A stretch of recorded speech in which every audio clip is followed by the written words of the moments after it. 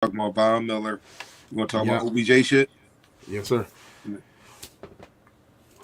What is going on, everybody? Hey, it's that time again. Thank you for joining us. It's nothing personal, just Bills. Got my co-host in the building with me, James Mallory. Mal, what's going on? What's going on? What's going on, man? We ready to talk that talk, JT. Let's get it. All right. Hopefully, everybody had a great Thanksgiving. If you watched the game, maybe you choked in your turkey just a little bit as the Bills almost gave one away, it seemed like. But they got the dub in Detroit, our new home field, as we should call it. 2 home games makes a home field, right? Home field advantage. But no, the Bills moved 8-3 or beating Detroit Lions, and it's Pats week. But we have a lot of questions tonight. We got to talk about the performance of Josh Allen. We got to talk about, obviously, the big thing in Buffalo right now, the absence of Von Miller, how long, what we're looking for. We actually have a clip from his Voncast last night, which gave us a little clarity on what he's planning or what he's thinking. So we'll play that tonight. Positivity from that as well. And constant Bills hater Nick Wright had a little something to say about Josh Allen. And you know what? You might be surprised tonight because I may just agree with him just a little bit. We'll see. We got that for you in RESPECT for our guy Devin Singletary, who continues to play good ball, and Odell Beckham update, and more when we come right back. Catch you in a second. Go Bills.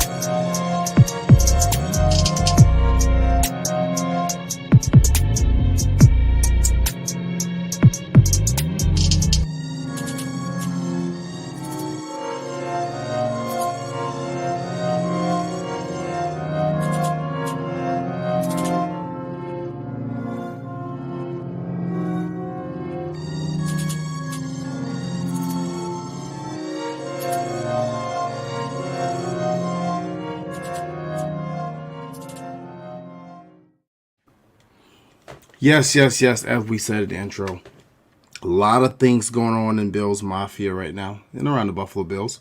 Obviously, few news and notes. The Bills said that Ike Bodiger is going to be probably coming off the IR pretty soon. Guard Ike Bodiger, if you guys remember him, be back. Don't know what his role will be on this team if he'll have one on his roster, but that's some positivity. The Bills. Let me take a look at the Bills practice sheet for today. See who was injured, who was in, and who was out, and I'll give you that update really quickly. One more tidbit before I go with the other topic. But Josh Allen, full participant today. Deion Dawkins did not participate. He is ruled out officially for tomorrow's night game. Stephon Diggs, vet rest day. Tremaine Edmonds, 3-4 practice week, looking like he's going to be a go this week. AJ Epinesa is full. All the guys that was on the illness list, DeMar Hamlin, Dane Jackson, Jaquan Johnson, all good to go off that list, including Quentin Morris.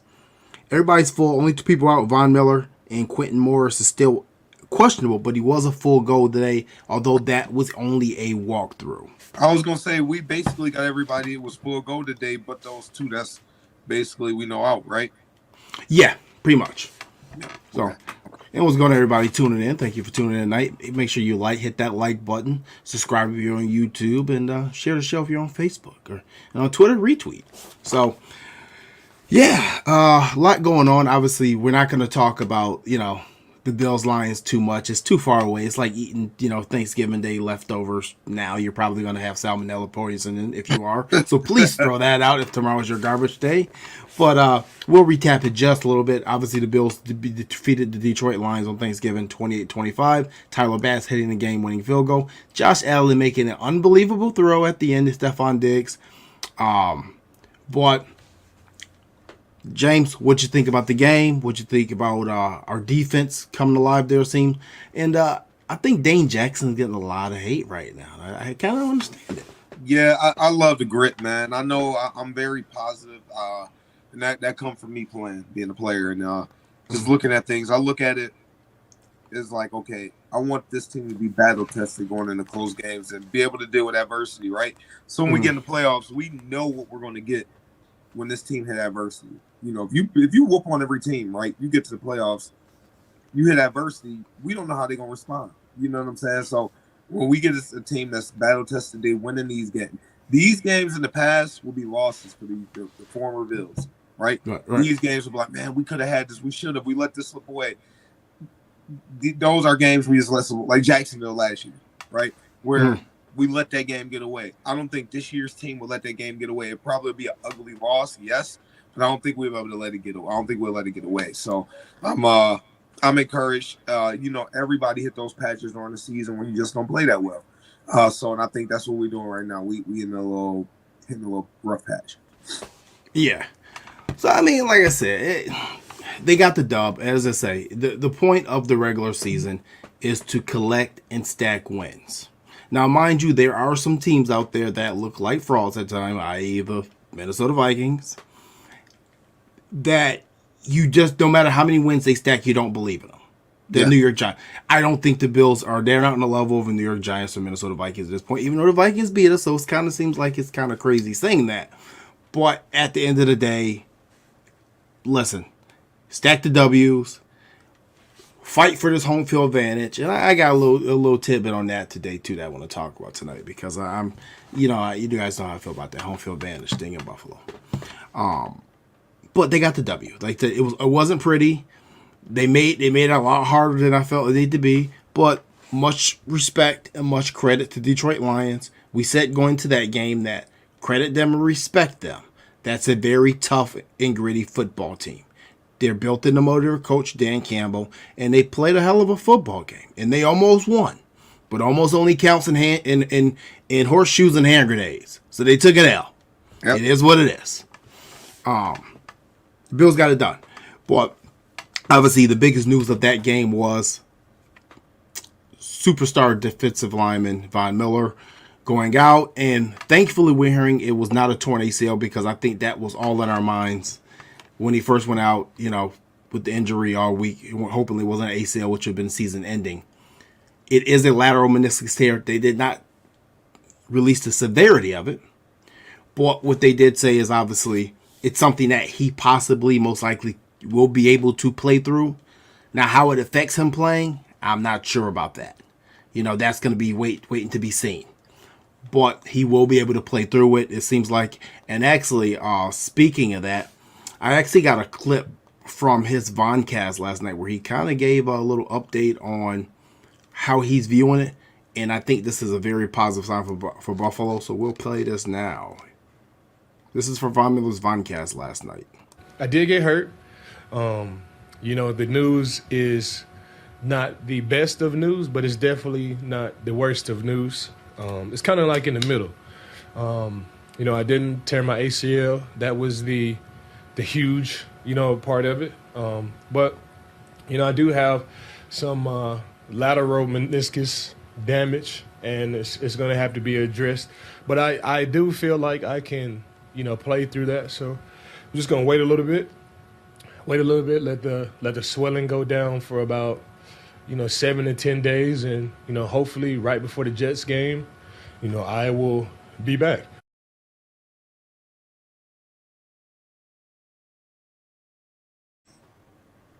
So, like I said, honestly, kudos to Von for being so transparent because obviously just a few weeks ago we were all up in the air about Josh Allen and what the hell was actually going on with his injury. Von was very transparent. He gave a timeline of his return. I still think week 14 is a little early for him personally, but I think that's a very positive response there. I think Banged Up Bill said at first Kyle Trumbull enough because if you guys aren't following Banged Up Bills, you guys are really missing out. That is the main injury doctor or injury spotter that I follow on Twitter and on all things football. He's amazing, and he spotted that immediately, and he gave a timeline that actually similar to what Von said way before reports even came out exactly what he tore. So James, what you think about what Vaughn had to say? And then we'll get to our first topic at night of who needs to step up the most across that D-line to replace him. Man, I mean, from what Vaughn said, man, I mean, it was what's going on with him. It could have been way worse. I'm honestly, it might sound crazy. Mhm. I wasn't looking at this year. I was looking at, we signed him for 6 years. So I'm like, if he tore an ACL, I'm thinking about the long term because everybody's so stuck on 2022 season, right? Mhm. I'm thinking about 2023, 2024. We can Right. still get productive years out of him. So I'm happy that he didn't have like that major injury. That meniscus, obviously, he's going to have to get surgery on it. He's going to have to get it touched up. We know this, right? He knows this. But hopefully he's able to play through that. If he's going to play through it, he's not going to play if he can't play at a high level, right? So I'm assuming that he get out there, he going to do the damn thing. He'll have a brace on and he going to ball out. 80% Von Miller is better than most guys that ever played in the NFL. So This is true. You still got a stud. So I'm encouraged by that, man. I'm just hoping he's able to play with it and ball out. Yeah, I mean, I think that, when you start steering the words second opinions and things of that such that are being uttered, that it naturally worries you, right? Because second opinion means, hey, there's something severe. They're trying to see if they can play through it or should they not play through it. You never know what that second opinion is going to be, right? But I like I said, once again, kudos to Vaughn for being completely transparent about his injury and updating us himself without us having to wait for the Bills to do so. Because if it was up to the Bills, we wouldn't hear information about 3 weeks. I think he's going to play through it. Obviously, I think there's going to be a change in his snap count percentage. I think we're going to see 40 to maybe 50% at best in the games he does play when he comes back. But like you said, Von Miller on one leg is better than 80% of the guys that play football, right? So, with that being said, we know he's going to miss some time. At least this week, we know he's going to miss this game tomorrow. We don't know how many more weeks after that. He said he's targeting the Jets week. Personally, if I'm Buffalo, I want to take a look at this Bills schedule really quick and see. Because Thursday will be 7 days. Tomorrow will be 7 days since he heard it. Right, correct. That'll be 7 days. Sunday will be 10 days. Correct. So he's saying the Jets, which would be be next. I still think that's a little early. Personally, if it was me and I'm Buffalo and I'm Vaughn, I'm probably targeting that December 24th Bears game. If it was think up to about me. it, Jay, that's 17 days. Yeah. So it's over 2 weeks if you think about it. That's over 2 weeks since since he injured it. Yeah. So when we think about it that way instead of like the games, you get what I'm saying? Mm-hmm. I think that's a bad timeline. You think it's a bad timeline? You think it's too early? I don't think it's a bad timeline. It depends on the pain tolerance. Depends as swelling goes down. Yeah. He can play through it. Yeah. I don't know. I'd still target that Bears game, though. I mean, for me, I'm just being extra cautious because I know that if we're going to make the Super Bowl run, we need this guy, So to me, it's like, can we beat the Jets without Von Miller? We should, in my opinion. Can we beat the Patriots without Von Miller? We should. Now, the Dolphins, that's a little different ball game, okay? I don't think it's any team we shouldn't be able to beat with him because... Without him, right? Yeah, without him. Like, we should be able to beat everybody without him. Right. The reason being, he's brought here to be the closer, to finish it out. The playoff games. He's here to make the defense that much better. Right. But at the same time, his main purpose for being here is closing out and getting... The problem that we had last year is getting Mahomes on the ground. That's what he's here for. Right? He made the defense better, obviously. But he's there to close this thing out. We should be able to hold it down without him. Well, I agree. And that brings me right to my point of this topic here. He's out. Who needs to step up the most? So I'm going to come to you first. Who do you think on that D-line out of these young guys who supposed to be mentored all offseason, the impact he's supposed to have? Which one of these guys needs to step up the most in his absence? AJ Epinesa. Absolutely. Why? He's been there the longest out of all of them. Outside of Shaq. Okay. Drafted him in the second round. Mm-hmm. Year 3. Mm-hmm. You got a ball, dude. It's either you is or you ain't. So I mean, Greg Rousseau's been out with the ankle. This is his second year. Boogie Basham, second year. We kind of moving him all around the D line. AJ, you've been here. We've had a plan in place for you. Lost weight, you gained weight, change your body type. It's time. It's time. All right. So I've actually been thinking about this all day, and I've been going back and forth. On one hand, I said, well, I'm not going to include any of the veterans. Jordan Phillips, Shet Lawson, none of those guys are included in my opinion. It's the young guys. I thought about AJ for a minute. I said, yeah, I could say AJ, but AJ's AJ. He's solid. He ain't great. Okay, cool. Then I went to Boogie Bash. I said, well, we drafted Boogie in the second round of versatility, right? I said, yeah, but I'm just not sure about that. Then I went to Greg Rousseau. Now, Greg Rousseau's obviously the easy pick, right? He's supposed to be the this is the guy we had getting double-digit sacks, right? Yep. No, I can't do Greg Rousseau. For me, is Ed Oliver. Is Ed Oliver. We just spoke about him last week on this show, talking about he needs to step it up in his impact. And he did in a very good way against Detroit. Okay? He did. I give it to him. That was one of the best games that I've seen. That may be the best game of his career. I thought it was. I mean, he was 6 tackles, a sack, and a forced fumble. That was a hell of a game for that. Fumble recovery. Right. In the fumble recovery. And Sean McDermott said the same thing that I've been saying for weeks. That level that he played at last week is the standard that he needs to play at moving forward, period. So what I heard was, cha-ching, if you want to get your bag from this team, you better keep playing like that. Because now mind you, a couple weeks ago, me, you, and Sarah were talking about this on the show. And I said, listen, you guys both said the same thing, which is correct. He does a lot of things that doesn't show up in the stat sheet. Yep. And I just made the point that we didn't draft him at number 9 overall to do a bunch of stuff that didn't show up in the stat sheet. That stuff he should give us automatically. We paid him for performance and production and actually overproduction. We paid him for super efficiency, if you want to call it that. That's what we're looking for, and he gave us that Detroit. Ed Oliver is the one that I'm looking for. He needs to step up the most in Von Miller's absence. Because we've been waiting for it. I can agree. I just look at it from... I'm just being tough on it. I'm just being tough on AJ, man. Because it's like, if you draft in the second round, and we talking about that's your position, the defensive end, you got to step up, bro. You got to step up. But see, I guess I can't. So, I mean, I guess I don't. I like AJ. And like I said, AJ's a solid football player. But I think AJ is what he is.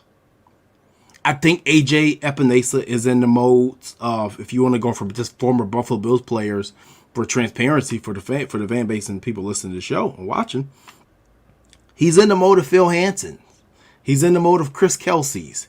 He's in the mode of Ryan Denny's. But even my guys gave you 7 sacks. They did, but they also didn't play in a rotation though. Kelsey did. Did he? I don't know. I don't think he really did. Who else was there? By the end of it, he wasn't really good. It was Shobu, Kelsey. And Denny was mixed in a little bit. Huh? Wasn't Ryan Denny mixed in a little bit? Yeah, Ryan Denny, and then we had, I don't even want to mention his name, Eric Flowers. Oh, yeah, he wasn't taking no snaps from nobody. He was, because they tried to force me. He was. Anyway, he wasn't. That might be one of the biggest busts in Bills history. Still Aaron Maben. And actually, Eric Flowers actually had a pretty decent career after Buffalo. It wasn't too bad. He didn't just fall off the face of the earth. He went to Seattle and actually played Aaron Maben, that was bad. Yeah, Maben was real bad. Could have Brian Rapko. Still mad about that. But no, I just think you're going to get what you're going to get from AJ. So I think if we're looking for Epinesa to be the guy to step up, I think you're jumping into a rabbit hole you don't want to jump in. I just don't expect it. To be honest with you, with Von being out, I expect Boogie Basham to start over AJ Epinesa. I expect. Now, mind you, none of these kids are playback. Please, Yeah, Don't yeah, get me yeah. wrong. No, they not. I get what you're saying. No, none of these kids have played. I think all these guys have played well. But I just think that in the day, the one who needs to step up the most in his absence and needs to make that impact, is Ed Oliver. I can see your point there, but I still think it's AJ, you going AJ? Okay. I don't know. It's going to be interesting. I mean, personally, they all need to step up, right? So all we heard all offseason was the impact of Von Miller, the tutelage of Von Miller, how he's mentoring these kids, how much they're learning from him. Well, guess what? Just like your teacher used to say in school, you study a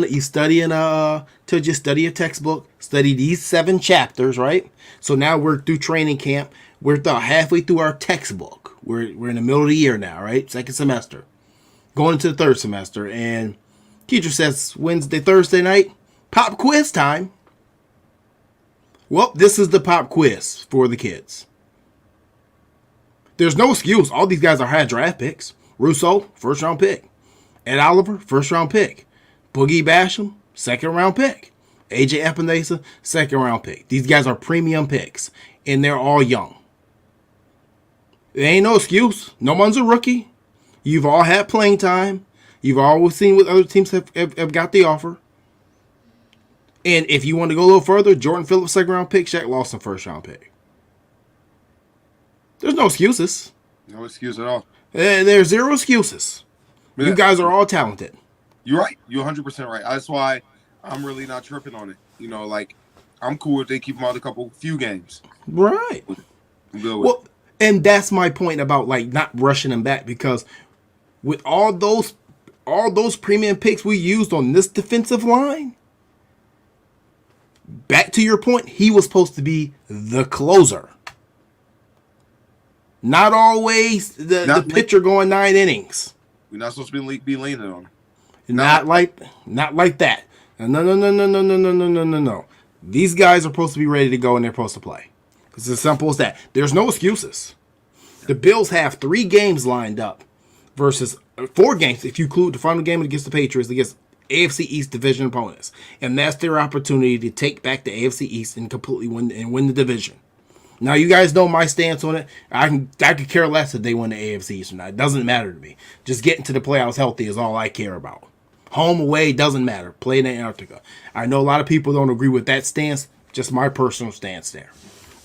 But for the people who do want to win the AFC East, these kids need to show up and they need to play at a very high level. And that's it. They have to be accountable without Von Miller. Absolutely. Yeah. So I don't know. So you go AJ, I'm going to go Ed Oliver, and we're going to see what happens. I mean, I think we're getting Groot back this week. Hopefully he's 100%. I know he had this high ankle sprain. So, it's going to be a lot of running the ball. New England's going to run the ball a lot. Absolutely. But if anything, I think those defensive ends are built more for the run. Oh, yes. Than the chase around, somebody passing the ball. I think they're more built for that than anything. Absolutely. Moving on to our next topic that I wanted to talk about tonight is Cody Wells. Thank you for your update. Damian Harris has been ruled out. I mean, it seems like the guy's out all the time anyway. I actually had a Patriot fan argue with me that Damian Harris was light years better than Devin Singletary last week, and I'm like, not really seeing it. He's solid, though. He's a good football player, but light years ahead of Singletary, I think they're in the same tier, if anything. Speaking of Devin Singletary, I'm looking for him to get some RESPECT, in the words of the late Aretha Franklin. He needs his respect. He's been playing good ball. We've been pounding the table for him to get more and more usage for the last, it feels like 3 years now. I know why he's not getting used. I know why the Bills' running game is not being used. But it seems to me that I'll say this, okay? I almost throw up in my mouth every time I hear we need to upgrade the running back position. Because I'm not saying Devin Singletary is all world. I'm not saying he's even a Pro Bowl player or an all-pro running back. But what I am saying is he's a very good running back. And if you have to lean on him, if you choose to practice the run game, you would be able to do so. Mm-hmm. He's given you 2 back-to-back performances of against Detroit, 13 carries for 72 yards. And against, obviously, Cleveland game before, 18 carries for 86 yards. And he's proven himself to be a very solid red zone running back as well. James, when is he going to get respect, or is it going to come after he probably is not in Buffalo after the season? You know, I spoke on it before. A lot of these Bills fans won't give him the proper respect that he deserves. Mm. A lot of people have unrealistic expectations of him. Mm. Why? Because of the offense that we're in. He's never going to carry the ball 25, 30 times a game, right? This is what gets me, right? We look at the stats. I'm looking at the stats. Okay. He's at 552 yards in the season. Mm-hmm. We're 11 games in. That means we got 6 more games left. Mm-hmm. If he's average these last 6 games, dude, he gonna run for 1,000 yards. Yeah. And check this out. He's gonna have the most receptions he ever had in his career. Yeah. He has 31 receptions right now, and his career high is 40. Mm-hmm. Like, I mean, Bills fans, he's producing and he's splitting carries. You got Cook getting carries. I mean, like, Josh Allen obviously get carries. You can throw the little jet sweep to Zay McKenzie times. And the man has 552 yards. Like, really? I mean, I think he's productive. I'm not sure. I mean, I think people get caught up with fantasy football and they just look at numbers. They don't look at the production. So y'all got to start respecting him. He's better than a lot of running backs in this league. Like you say, not saying he's all world or anything like that.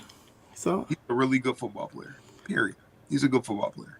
And you can win a whole lot of games, and people have won Super Bowls with good running backs. Okay. I'm going to say this, all right?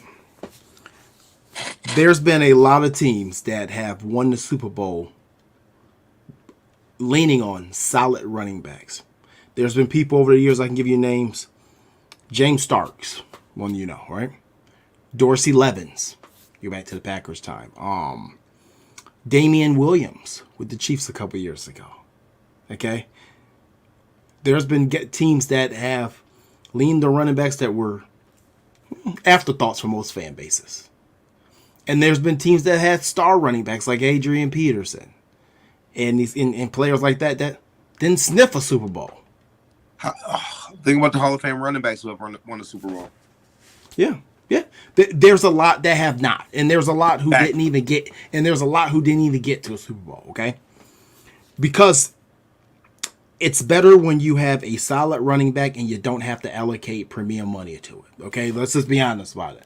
We know that paying running backs top dollar has not worked out in the favor of most NFL teams because of the usage of the position and overall the breakdown of the body of the player at that position. It happens. We get it. We know why. We don't have to go deep into it. It's common sense, right? So I ran the numbers the other day, right? And I just said, hey, Devin Singletary gets about 180 carries a year, right? He doesn't get any goal line carries. For the last couple of years, Josh Allen took most of the goal line carries. And I think 2 years ago, Zach Moss was taking your goal line carries before Zach started running QB power last year under Dable. If you gave him the 250 carries that, we'll just say a Joe Mixon guy. And honestly, some of the top premium backs get over 300 carries. I'm not looking at that, okay? I'm looking at just 250. He'd be a 1,200 yard back, yardage-wise. Just rushing yard-wise. Yep. He'd be, and good point, Patrick Scannell. I like that. Antoine Smith won 2 Super Bowls, and Singletary is way better than him. Absolutely, hats off to you. Ding, ding. You get it. So, the point is, he could be a 1,200 yard back if he had the carries. His average has been the same since he pretty much came in the league. He stays around that from 4.5 to 4.8 yards to carry. Yep. That's where he's at. Okay? If you add in the receptions, now mind you, he's no Kamara, he's no McCaffrey, but he can give you 30 to 40 catches a year for about 300 yards. He's a guy who can get you 15. This is a guy who can get you 1,500 yards all-purpose, positive, and the only thing you deal with occasionally is an occasional fumble here and there. Okay, it happens, right? But this is also a guy who's very good in pass protection now. I just want Bills Mafia to give him his respect. He's a lot better. And I get why people think that the Bills need to upgrade the position because they inquired about a Kamara. They inquired about a McCaffrey. The reason they did that, in particular, those two backs, and it goes back to the same reason that me and James on this show banked this table last offseason for ETN, was because those players you can keep involved in the game plan without running the football. Yep. The Bills don't want to run. Yes, your word, always. They're a weapon. They're not a running back. They're a weapon. The Bills don't run the football. So if they had a McCaffrey or Kamara, they'd still only run the ball with them probably about 13 to 14 times a game as they are doing with Singletary. The biggest difference with those guys is they're extra dangerous in the pass game, and that's something that Devin Singletary doesn't touch them on that level. They're elite at that. That's what they do. But it's very few of them like that. Okay? This is why we keep saying that he's undervalued. And it's unfortunate because he's not in a system that highlights a running back. It's and I talked to him, and mind you, me and Devin have talked face to face multiple times. And I think the last time when we were at David Adams a couple of months ago, and I told him, I said, man, analytics say you're a top 7 back. And you know what? He would love to contribute more, but he doesn't mind his role. Such a nice, humble dude. Just does what the team asks. People have to understand that. This is, like, I saw a guy put on Facebook yesterday, give me Josh Jacobs in offseason. Why would we do that? What are you going to do, pay $40 million to get this dude the ball 40 times? 14 times a game? They don't want to run the football. Which is why I keep saying James Cook's going to be your starting back next year. For that reason, they don't want to. James? Yeah, I mean, I just don't get people sometimes. You know what I mean? He pass. He's good in pass pro. He's a baller. I just guess he's not flashy enough. I mean, I don't know. I guess they would rather have C.J. Spiller. Like that. I don't know. I mean, honestly, he's a better pure running back to C.J. Spiller. He is. Yeah. You know what I'm saying? He's a better overall running back to C.J. Spiller. C.J. Spiller was an elite athlete. It's the difference between being an elite athlete and a good running back. It's people. I ain't even gonna go there. That's a whole discussion we have. That's a show in itself. But man, like you said, respect for Devin Singletary, please. Yeah, 158 yards over 31 carries the last couple weeks. I don't know what you're looking for at this point in time. I don't get it. And like I said, and good point, Fonzo Edwards. He says, yeah, that's why they picked up Hines. The exact reason they picked up Hines. He's on a 3-year deal. He has 3 years left on the deal. Punt return, and guess what? If this kid, James Cook, can't pick up the pass game because he's struggling in the pass game right now, and we talked about this last week as well, then you have Hines in there to help with that part.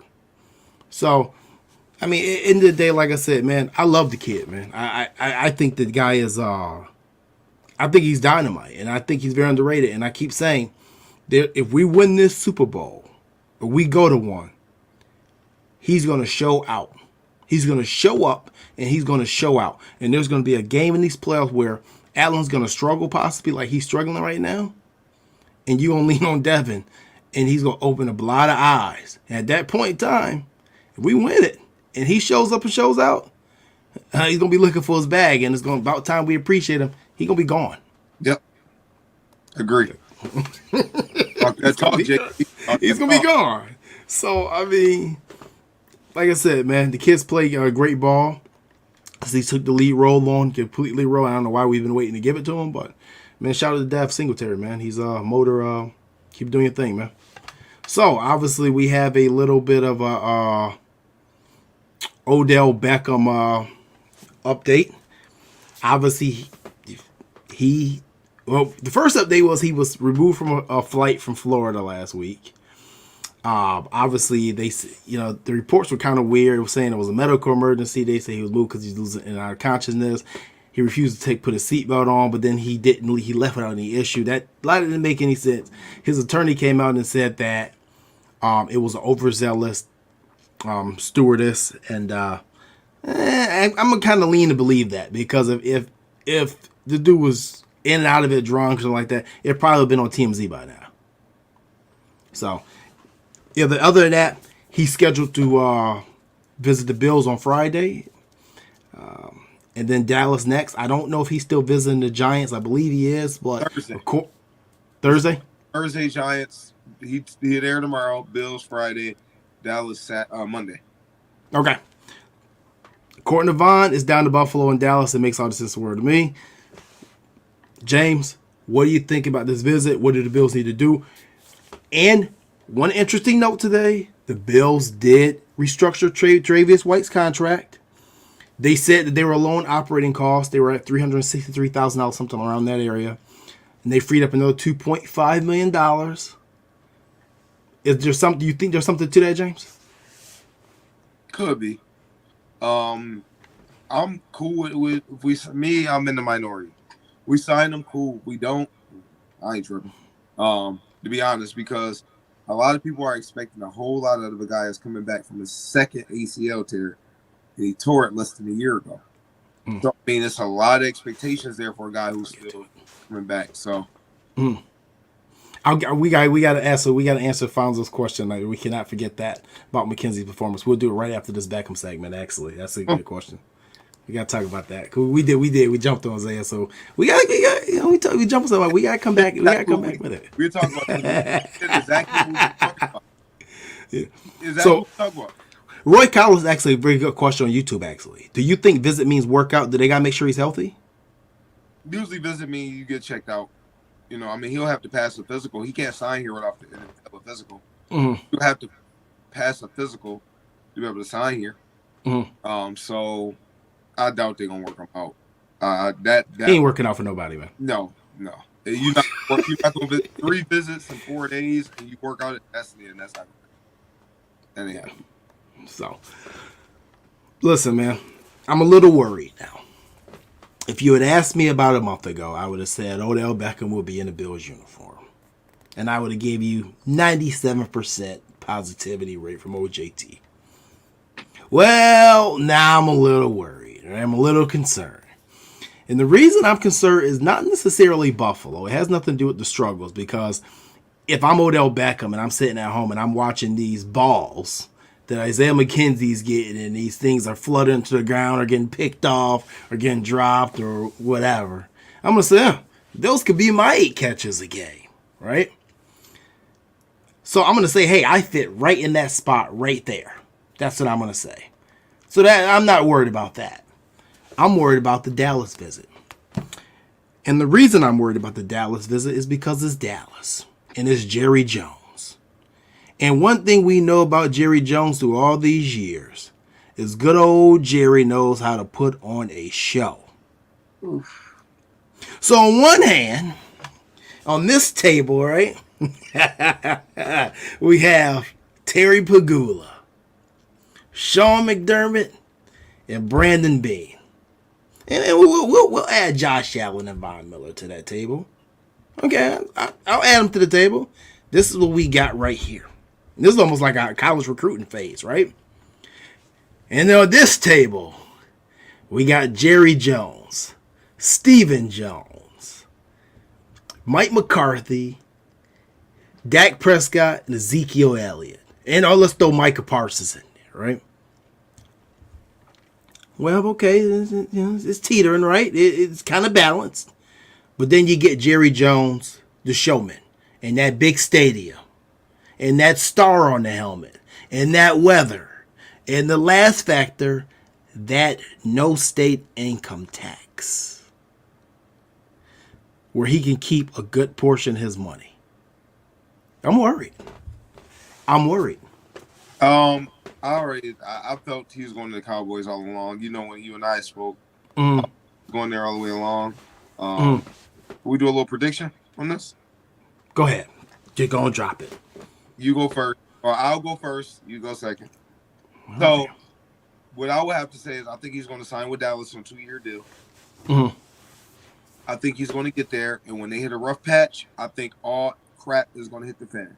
CeeDee Lamb, you got if Dak he hit a rough patch, oh boy, because the expectations if they sign OBJ, if you have less than the Super Bowl, somebody's getting fired, and there's going to be a whole bunch of mess going on.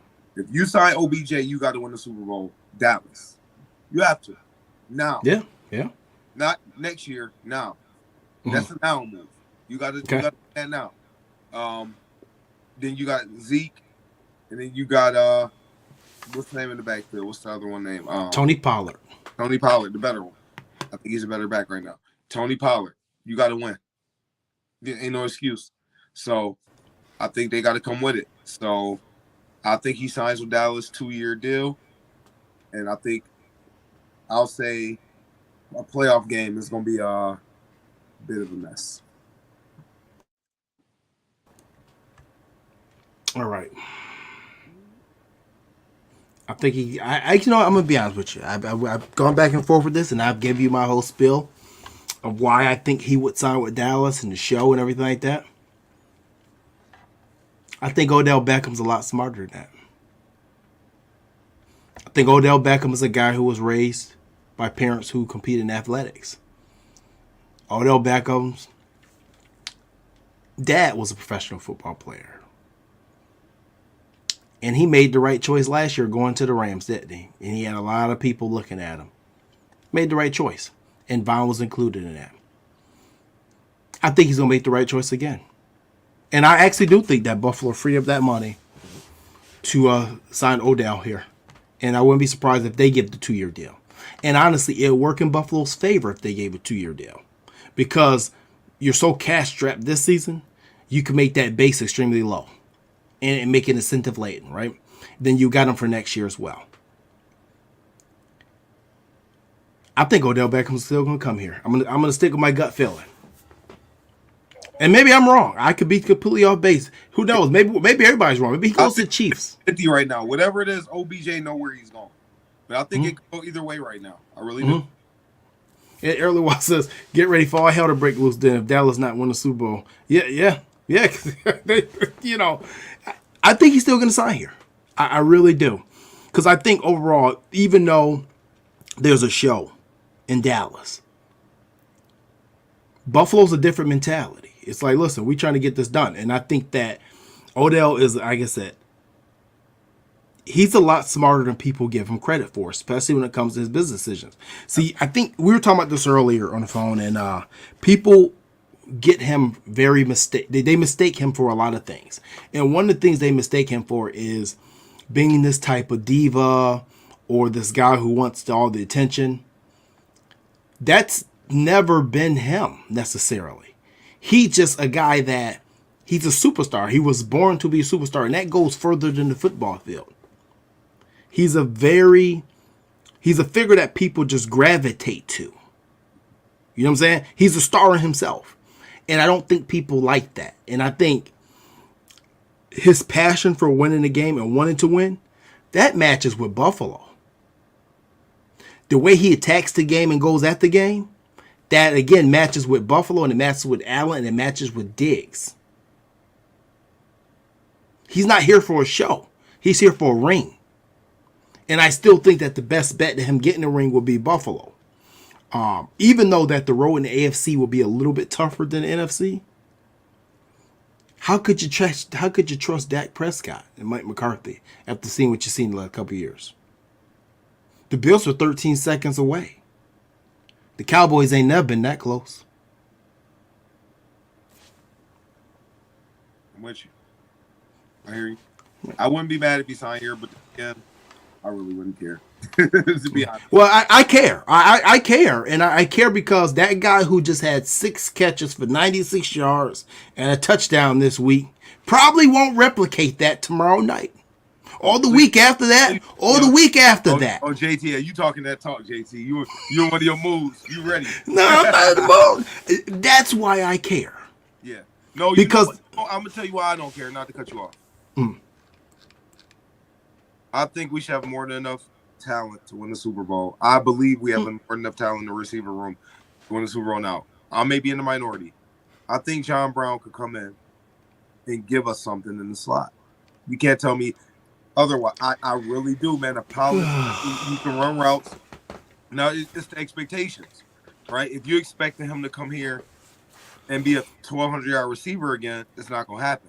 But if you mean to tell me that your third best corner is going to be checking John Brown, we can win with that, man. And that's just my honest opinion. Listen, man, as much as I love Smoke, and I love me some John Brown. If John Brown, think about the role he would play. I'm thinking. I've thought about the role, and the only role I want him to play is doing this clapping with a sweatsuit on, no pads, no helmet, no mouthpiece. Because, listen, if John Brown, and maybe he was rehabbing injury, I don't think he was. I would just assume that somebody would have picked him up already. I get it. I mean, I tell you what, I may trust John Brown a little bit more than I trust Zay McKenzie at times. But when you're looked at as a speed receiver and you lose a step speed wise, you know how that goes.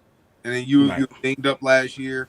If you're considered a speed receiver, I mean that's what happens. You step back, but you go somewhere that's comfortable. You know the system, and we missing that type of element right now. And I think I'm not saying he's gonna come here and just blow it out the water, but I think he could be a reliable option, man. And he could do. You talking about your third best corner on him? I'm still taking him. I mean, listen, man. I mean, he was on his third team. Damn near we found him. So if that's the case, Shaq Lawson shouldn't be able to play now. He shouldn't be able to get. So okay, Shaq is different though, right? So the way I look at it, so when Shaq went to Miami, Shaq was a starter. He got injured. The coaching staff said, we probably shouldn't have signed this deal. They had a little regret, right? They traded him to Houston. He went to Houston. He was still playing. Then he got traded to the Jets last year. He hated it, but he was still playing. This dude ain't been playing with nobody. He been playing with his kids. So you could consider Shaq. Shaq got cut last year. You remember that, right? By who? Shaq got cut last year at the end of the year. Shaq got cut. Well, he asked for his release. It's cut. Yeah, but you got the snip. No, there's a cut that says, "Hey, but he was out of work though. You said he was playing. He was out of work. He asked for his release though, and Buffalo's got to bring him in. If he asked for it or not, he was out of work. You know damn well. Or you quit your job. What are you doing the next day? No, Not working. There's a difference when you go to unemployment and you call and you say, I quit my job or I was fired. We're not talking compensation. We're talking about the next day after you quit or get fired, you're not working. Period. No, that's not fair, this argument. No. That is a low blow. You're saying that like he has nothing to offer. I didn't say that. I don't know if he has anything to offer. But I know he didn't have anything to offer anybody else. Why do you think we got Shaq on the contract? We got him on because we didn't know if he had anything to offer. That's why, JT. You know I'm right. If we thought I don't think this he would get $4 or $5 million, right or wrong, JT? I don't think that's fair, man. Do you give $1 million to a player that has something to offer? That you know has something to offer? No. Come on, JT. They said, listen, man, all I know is they said the man beat out 3 other people for this trial. I want to know who the 3 people was that got beat out. Oh, they named the one guy was with the Raiders. Oh, okay, yeah. I did see that name, one of them. My brother and I was just talking about it yesterday. But yeah, I'm telling you. We'll see. He was injured here. Right. You know what I'm saying? He was injured here. Right. He got released, and he was dinged up. I mean, Where'd he go? He went to the Raiders, right? Huh? He went to the Raiders after us, right? Was it the Raiders? Yeah, I believe he went to the Raiders. Yeah. Then he was in Tampa, He was in Tampa too? right? Or am I? No, wait. He was in Did he go to Miami? Why am I thinking Tampa? I don't know. I don't know where John Brown. See, this is the point, man. I don't even know where the hell John Brown been.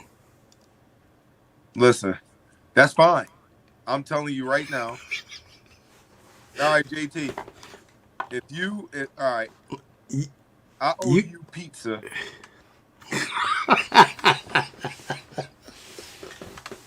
I owe you pizza. Hold on, we about to find this out. I tell you what, you got a whole lot more faith in John Brown than I do. I love having him back. Like, it's great. You know, I would love to see us win the Super Bowl and him get a ring by not playing because he was here for the rebuild. But my thing is, like, I'm not saying he's going to come in to be a world beater, but he's a lot better wide receiver right now than Isaiah McKenzie.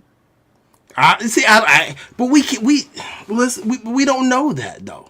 We seen John Brown 2 years ago on one leg. All right, he was in Denver. Yep. And in Jacksonville. In the Raiders. He did not play the Raiders last year. He signed with the Raiders. He signed with the Raiders when he left here. I told you it was 3 teams, man. It's showing right now Denver and Jacksonville. They now with the Raiders see the open around the corner. Brown won't have any role with the team. The Raiders released the 31-year-old wideout after he requested his release. Okay, so he got Lil Shaq lost, and he requested his release from the Raiders. Okay, so what's the difference? JT, the Jags and the Broncos was definitely probably not requested. And those were not particularly good receiving cores. I'm just saying, I'll guarantee you this. I guarantee you that he can give us something. I'm not saying he's going to be a world beater. He can give us something. If we someone got to do some research. Someone said that they thought he was with the Bucks too. Someone did it. Can someone find that for me if you can, see if he's with the Bucks? Yeah, he's with the Bucks as well. That's 4 teams. He was playing football. He done flew all across this damn coast. You said he wasn't. He was playing football. He's practicing. That's playing football. Okay. All right. Well, listen. I hope he does give us something. Listen. He's still practice squad, but what I'm just saying is we don't need a guy. We need a guy that's a threat. We need a 3 to 5 catch guy. That's it. I get it. Listen, I wish the best, man. Like I said, if he can come in and make this roster over Khalil Shakir and Isaiah McKenzie, then I have some serious issues with that. And not because of John Brown, but those two. Even Shakir, I think, should be coming around at this point in time. This is what, 11 games in? He should be coming around right now, a little bit more than what he is. And maybe that's due to scheme or them not putting him in there, but I don't know. But I know Fonzo Edwards wanted to just talk about Isaiah McKenzie because obviously last week we got on Isaiah. We got him real bad. It was a roast section, if you want to call it that. Session, if you want to call it that. Hey, if my phone die, I'm going to switch phones on you, so won't be gone longer. If it okay. Does. All right. Yeah. Isaiah McKenzie had a great game last week. I'm glad he showed up. He won the number 3 receiver role. He should show up like that at times. Do I trust him? Not a chance in hell. No. If he shows me something against the Patriots, then maybe I'll trust him a little bit more. Doug says McKenzie knows something is up. Asking Beasley to come in. McKenzie's an idiot. He's a moron. And I don't know if he's recruiting Cole Beasley or not, but even if he wasn't, even if he was just saying, hey, or just tagging him or something, this is a guy who's been dogging the franchise organization that you work for since the time he left. He's no longer in the league and he's still running his mouth. He's an idiot. You are some type of special stupid. He is. So, can I talk to? Go ahead.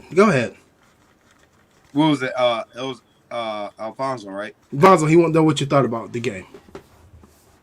He proved our point. That's exactly what we've been talking about for weeks. I've been talking about for years. He's extremely inconsistent. Yeah. So for you to come out and have a game like that, and then next week you're gonna come out and have. I hope he has a great game. We not rooting against him. We Bills fans. We want him to kill it, right? Yeah, but absolutely. Next week they have 2 for 12 yards. Unacceptable. It makes him even look worse. It proves our point even more. He's very inconsistent. That's the problem. Yeah. And then to tweet that, as dude, take your good game, take your 96 yards, your touchdown, just be quiet and just reciprocate. This is last year in Buffalo, period. I have to agree with that. Even for the cheap $2 million it is. He's gone. How stupid can you be? At this point in time, literally, in this Super Bowl, I wouldn't even be following Cole Beasley. But let's be real here. He's lost every job he's had here. He was a kick returner. That's he lost. He was a punt returner. That's gone. He lost that twice. Yeah. If he's the number 3 by default. If Jamison Crowder was here, if one of those guys step up, I'm telling y'all now, and I called it 2 weeks ago, it's coming. Isaiah McKenzie will be a surprise inactive. Mark my word. Huh. Actually, he lost the punt return job 3 times. Maybe 4. I have to go back and check. It may have been 4 times. Because, he lost it. When he first got here, he lost it because he was fumbling, right? Then he lost it to Micah Hyde twice. And then he lost to Marquez Stevenson. And now he's lost it to... was he punt return this year so far? No, Crowder was... He lost to Crowder. Yeah, he's lost that like 4 or 5 times, man. I lost count. I mean, like I said, man, he just shows you, excuse me, just the dumb shit he does. What is this? Find your love. I'm not here looking for love. I mean, oh, damn. This is the wrong show to spend. Ain't nobody looking for love over here. Get out of here. But no, I don't know. I'm gonna move on from Isaiah McKenzie, man. He but not consistent. Yeah. I don't know. He just I don't know. He just a moron to me, and I'm sorry to say that. And I like him. I met him multiple times. But that's just you just don't do stuff like that. But anyway, going to our last topic because it's getting late, man. Bills play Patriots tomorrow night. We don't have a win in the AFC East yet. We're 0-2. I think it's overblown. I don't care what it is. We lost. I look at it as we lost 3 games. I don't look at it as, hey, 2 of those games in the AFC East. Like I said, I'm on the minority. I don't care about the AFC East title. I just care about getting to the playoffs healthy. Because any of those 3 teams that they did happen to win the AFC East, if we had to go to their house in the playoffs and play them, I'd gladly go to a away game and play Miami or the Jets in the playoffs. I'll be honest with you. Is this a must win? No. We 8-3. Come on, man. No. That's my opinion. No. If we win this, it's obviously we want to win. We don't want to lose. But it's not a. You're 8-3. And we can make this. This is gonna be a real quick topic. No. Okay. So I think I don't think it's a must win. Well, no, I'm gonna say it's a must win. I'm gonna say it's a must win, and the reason I'm gonna say it's a must win, not because it's the Patriots, not because they're 8-3, because even though I don't believe you need to win the AFC East, I think it's more a fan superlative. I think most people know who the best team in the AFC East probably is, the Bills, because we'll learn a lot. We'll learn a lot about the Dolphins this week when they play San Francisco. If they pounce on San Francisco, and then we may have a little issue on our hands. Okay? We do need to get that first division win out the way. And I think if you knock this one off, then you can go into those other 3 games and say, okay, let's go and win this. Let's go and take our AFC East title. I think more importantly, it's to keep that dub in the playoff race, because now you got all those teams that were in the bottom a couple weeks ago, like the Bengals. They're starting to peak now. You have the Chargers. They had that crazy comeback win thanks to the Cardinals. Now they're coming back. So now these teams are a game underneath us. Once again, not saying that I think the Bills will go to the playoffs as a 7th seed and win the Super Bowl, honestly. Do I want that to happen? Absolutely not. But I'm just saying that in the day, I think for seeding purposes, you do want to stay on the heels of the Chiefs. You want to keep that pressure on them. So that's why I say it's more of a must-win. Has nothing to do with the Patriots. Has nothing really to do with the AFC East, but I do think we need to get the first one out the way. Get it? I get it. So, but yeah, other than that, I mean, you know, I do want to play a clip for Nick Wright, right? Because we wanted to talk about Josh Allen's performance, and I think before we get off, we need to talk about what we need to see for him tomorrow and some of the things that we were talking about. But this is a quick clip from Nick Wright, and he was actually compared Josh Allen to Davis Mills' numbers, and honestly, you be a judge. I know he's a hater of the Bills constantly and Josh Allen, but he may have a point on this one. Von Miller, who has been the best player on the Bills. Yep. My dear friend Chris Broussard, who's out sick today, got angry at me when I said it a month ago. I don't even think it's debatable at this point that through 12 weeks, Von Miller was that team's MVP.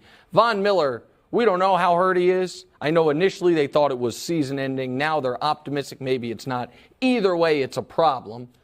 And then you have the Josh Allen problem, which is through the first 6 weeks of the season, Josh Allen was 17 touchdowns, 4 interceptions, a 104 rating. Cooking. Some of the best dressed, most in shape people on sports television were calling him the best quarterback in football, not naming names. That me? And and then I've said the roller coaster thing before. We can show you the roller Oh, coaster. here we go. Have you seen this? But it's not really I mean, a little stone roller coaster. The last 6 weeks, it's not really a roller coaster. So the roller coaster has the real high highs.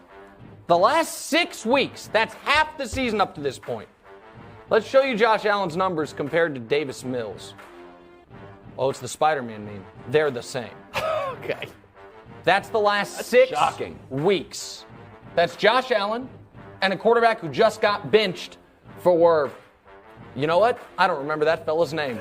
I bet against him this weekend, and I can't remember his name, whoever the Texans quarterback is now. That's a real concern, Greg.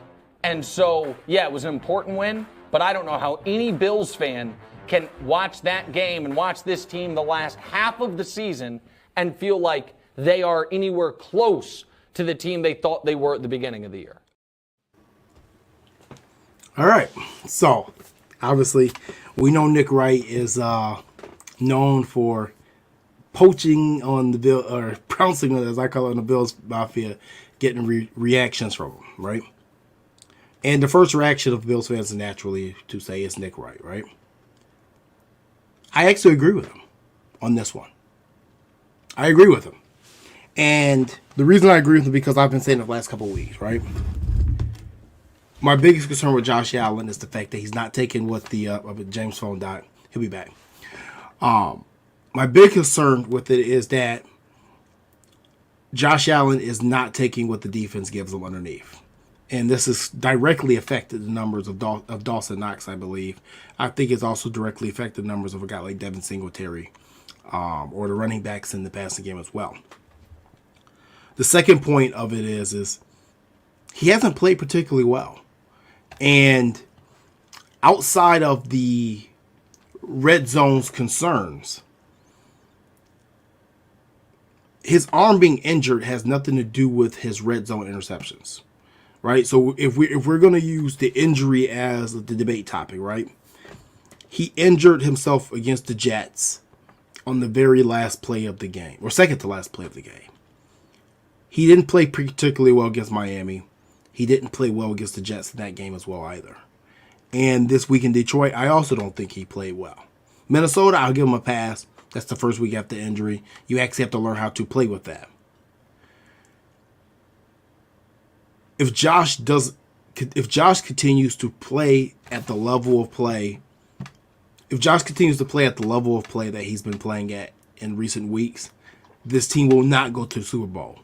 It won't be possible because those teams that you meet in the playoffs, such as like the Bengals, the Ravens possibly, who actually didn't play well against the Ravens either, we're not going to be able to come back and win those games. So this is probably one of the few times that I would say Nick Wright 1, Buffalo Bills 0 on this one. I agree with him. I've been saying it for weeks that as far as the red zone concerns go, a lot of this has decision making. And it's arrogant. It's arrogant throws, it's ego. And not that he's not saying that Josh is arrogant ego. It's arm arrogance. Okay, I should rephrase that. It's arm arrogance.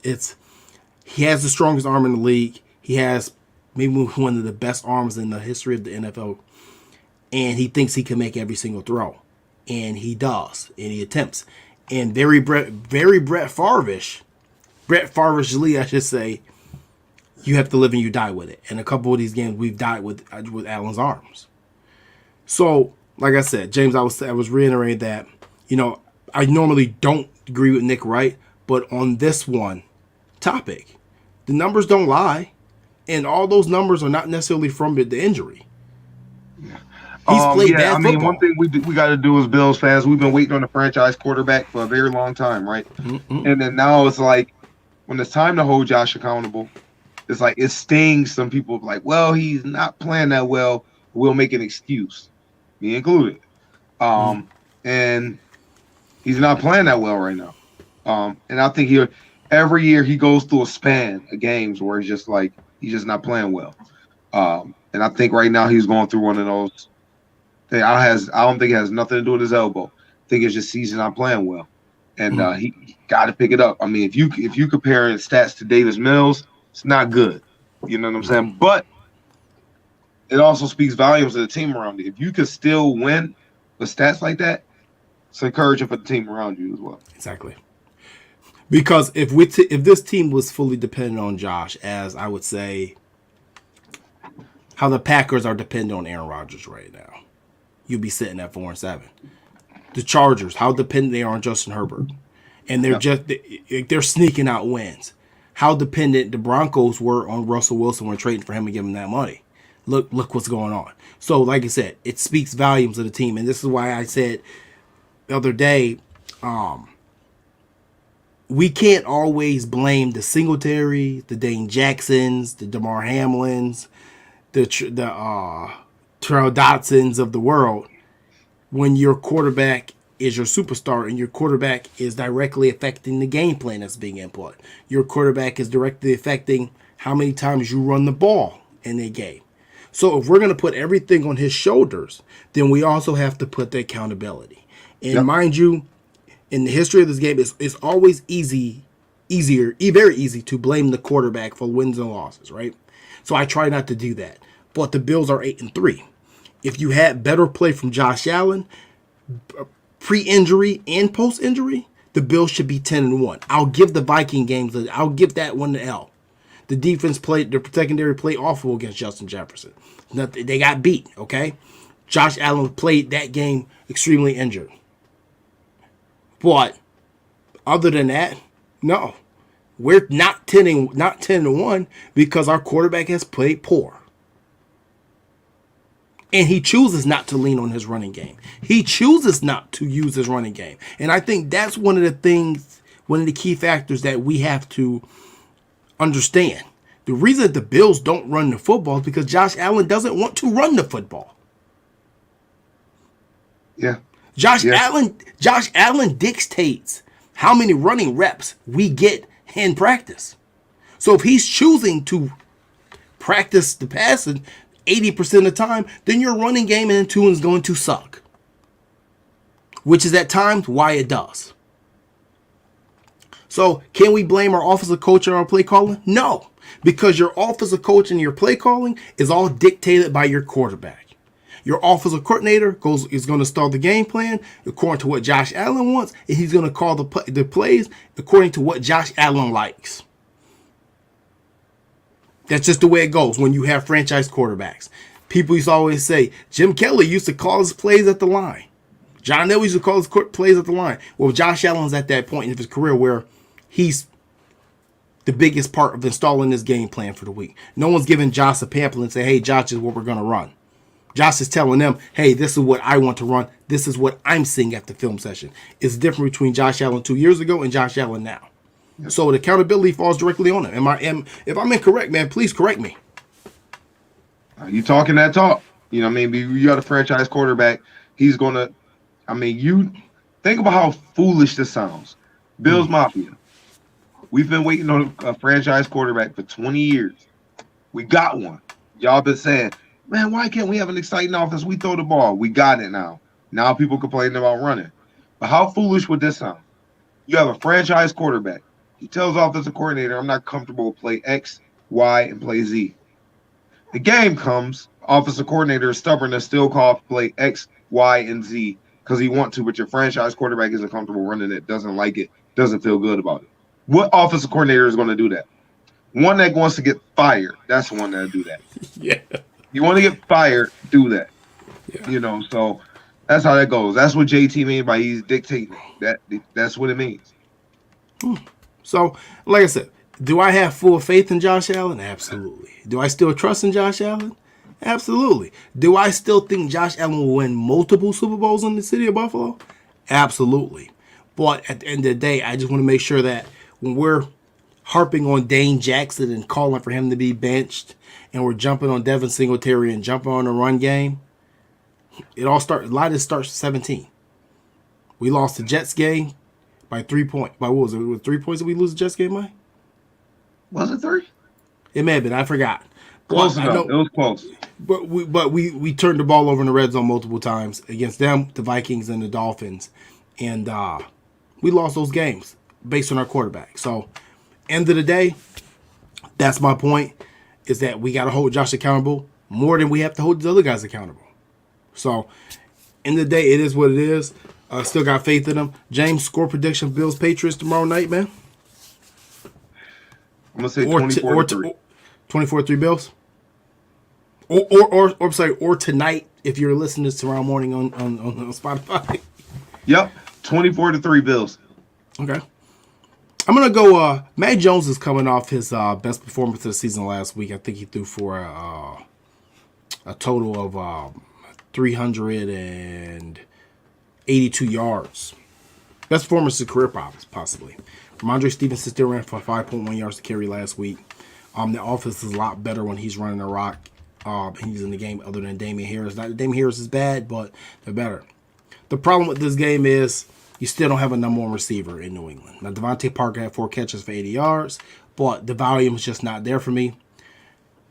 I'm thinking that the Patriots are going to put up. I'm going to give them 17 points. Problem is, I'm going to give the Bills 31. So I think the Bills win this game 31-17. I think they get their first AFC East victory of the season. And if somehow they don't win this game, I'm going to be just a little bit tad concerned. Because there's going to be 3 teams that's inside that have the most film on you and the most experience against you that have beaten you. That's why that's going to be my concern. So, like you said, is the film out there? Are they seeing what? Our team's seeing what you do, what you like to do, and counteracting that. So, I got 31-17 Bills. We'll see what happens. James, before we get off air, any final thoughts? My final thoughts. Hey, we in week 12, not week 18. They got this. Just relax. We want to peak at the right time. You want to peak at the right time. Remember the Steelers 2 years ago, 10 or 11-0. What did that get them? Yeah. We want to peak at the right time, y'all. We want to get healthy and peak at the right time. Just remember, that's the most important thing, peaking at the right time. Listen, you don't want Odell Beckham coming into your facility on Friday after OL. You want to see him come in there after a W against a team that just played man coverage. Josh Allen needs to put on a show tomorrow night. You want to outdo Jerry Jones in that show he's gonna put on for Dallas for Odell Beckham. Tomorrow night is your chance. You put on that show. You go on that field. You do what you do. You take your underneath routes. You check it down to the running backs. You check it down to the tight end. You find Dawson Knox. You keep him involved in this game, and you dominate this team who runs man coverage. Because God knows any team that runs man coverage and arrogant enough to run man coverage against the Buffalo Bills, they should torch. 10 out of 10 games they should torch. This is not a team that should be able to be covered in man. And you show Odell Beckham. This is what you can be a part of. So, you want to show them? Hey, you go in the Patriots' house, tear them out the frame tomorrow, and call it a day. Yes, sir. That's it. Other than that, I mean, guys, thank you for tuning in. It was a late one tonight, and I still got a lot of viewers this late. It's great. But as always, thank you guys for tuning in. And what's today? Thursday? Yeah. No, Wednesday. Hey, Wednesday. Damn, I'm all messed up. So tomorrow's Thursday night, Wednesday. Maybe I'll check my schedule. Maybe we'll do something the weekend or something like that. Maybe so we'll have to wait all the way to Tuesday. We'll see. Cool. Whereas Mookie is actually doing his Believe podcast. You can catch Mookie on Believe Sports. He has Believe Sport podcast. So we'll get him. I'll try to get him on the next couple of weeks here to try to catch up with him. See how he's doing. Mookie's busy. He's busy as hell. He's doing great things, man. So, but yeah, we will catch you guys next time. And next week, I'll let you guys know when we're going live again. If you don't hear anything from me, it'll probably be next Tuesday. But we'll see if we can do something special after. But other than that, that's it. Go Bills. Hopefully we get this first AFC East win out the way next week. No Davis Mills, Josh.